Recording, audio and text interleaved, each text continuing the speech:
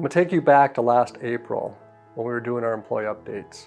And to a degree, for those employees that are new since April, I want to just share some information on what we talked about in April and bring you up to where we are today. So in that meeting, we talked about our aspiration to thrive for 100 years. We talked about our mission is to find those win-win opportunities that allow us to serve customers. And what we talked about was the underpinning of all of that is employee engagement, the use of Well-Being 6, and the expectation of leadership to be servants as they work to enable the employees to ultimately engage so that we can serve our customers. Well, as we talked about that, we also talked about succession planning. In that succession planning process, we shared a bunch of changes that were coming. And in part, this is helping to share with you what's going on or what's happened since. As of July 1st, or for those who are not watching this video, within the last month, we've started that transition. Dan Ray is starting to transition into more of a mentorship role, and the people that are replacing his activities have started to assume those responsibilities. The good news is Dan will still be here about 6 months yet. He'll be able to help us, mentor us, and ultimately he exemplifies a lot of what we're looking for in the future leadership team. That premise of helping to understand employees, working to create the engagement, trying to figure out what customers are we serving, how do we create the win-win relationships, and all of those things that allow Coldspring to thrive for that 100 years. Well, that concept of servant leadership doesn't stop at the four walls of Coldspring.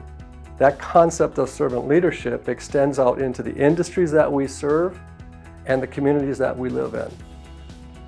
It is with special attention, quote, special attention, that I'd like to point out that part of what we're doing today is we're recognizing Dan for winning the Lifetime Achievement Award in the stone industry. It's called the Migliore Award.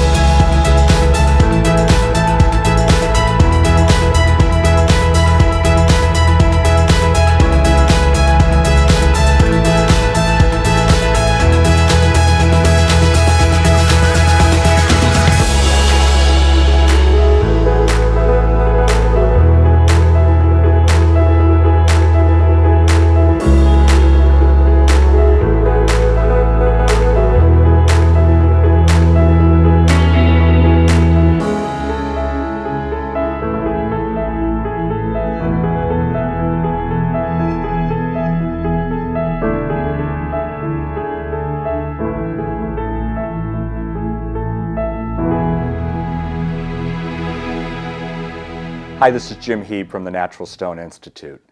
Today is a great honor for Dan, his family, and the entire Coldspring work family. This honor has been given to only 20 individuals, and it includes a very impressive list. All leaders, all great contributors, all have left their mark on our great industry, and it's so great to welcome Dan to be a recipient as well. When Dan first joined the Coldspring team, I doubt when he was on the shop floor, he thought someday I'm going to be the Migliore Lifetime Achievement Award recipient.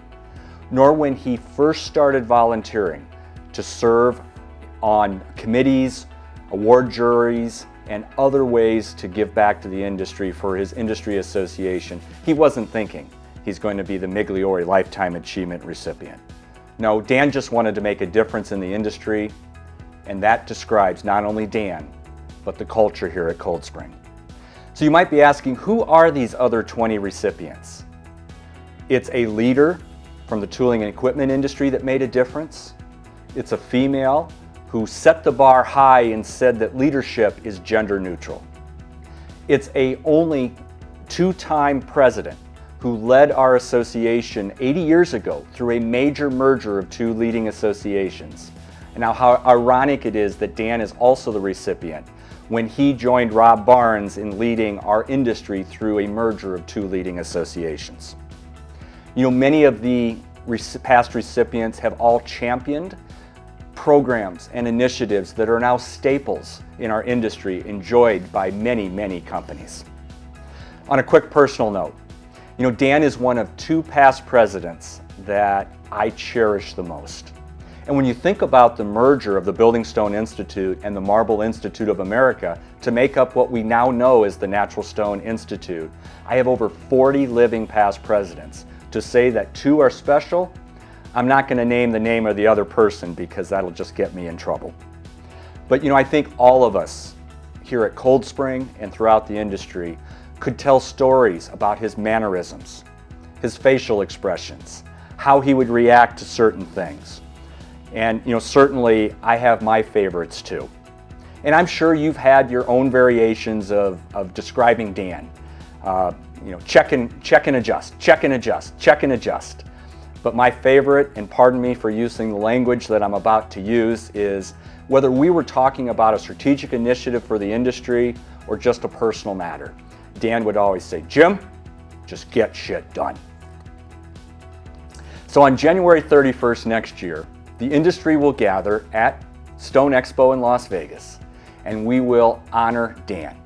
But isn't it so fitting that we start this honor by announcing it here at Coldspring, amongst his work family, where he cut his teeth to learn this industry.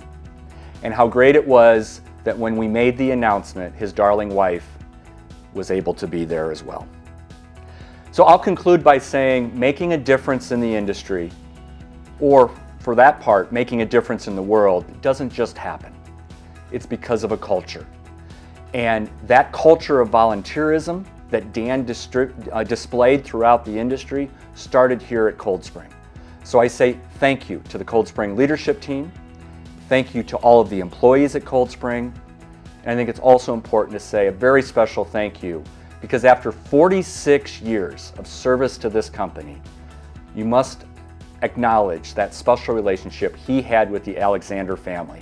And so to the Alexander family, thank you for sharing a little bit of Dan with the industry.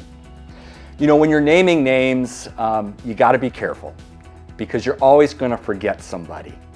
But I think there is one additional name that does need to be mentioned today, and that is the name of John Mackey. Because as I think about all the industry initiatives that my organization is leading, that the industry itself is championing, so many of them came from the vision of John. Whether he laid the path for that initiative, or shared a word of encouragement, or lent his ear and his shoulder when we needed advice and counsel. So I know whether it's a little bit of this award or a lot of this award, we certainly want to say thank you to John Mackey.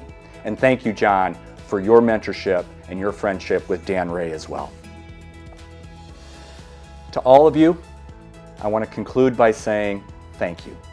Thank you for allowing Dan to be Dan. Thank you for sharing Dan and his talents with the industry. And thank you for supporting Dan.